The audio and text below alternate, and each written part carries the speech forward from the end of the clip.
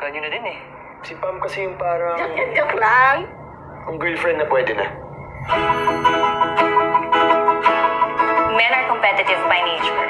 Once makita nila na may nagbibigay na sa'yo ng atensyon, I swear it, babalikan ka niya. Para namang kadali-daling makahanap ng lalaki ngayon. Sige na, Isko, tulungan mo na kami. Magkukunwari ka lang na boyfriend ni Pam.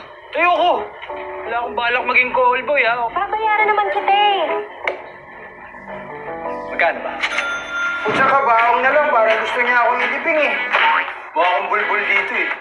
Uy, tangina mo nga akong magpi-flip top dito eh.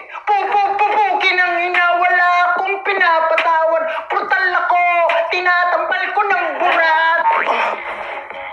Yes! Hoy! Oy!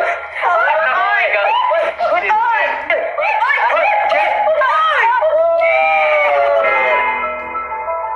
Hindi ka pa nakapagbagyo sa tanda mong yan. Bagya tayo.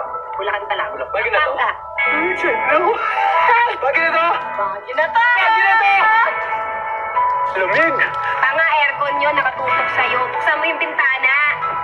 Para sa picture. Sweet, para makita ni Jigs.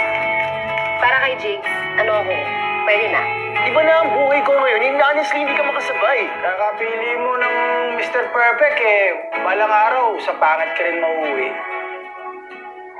Iisa lang kami ng tinitignan na Pam ng ex-boyfriend na. Iba lang yung nakikita ni Jigs. Huwag ka na umiyak. Tignan mo naman akong bituin. He's so unfair. Life's unfair. Bakit kaming mga babae, kailangan pa naming maghintay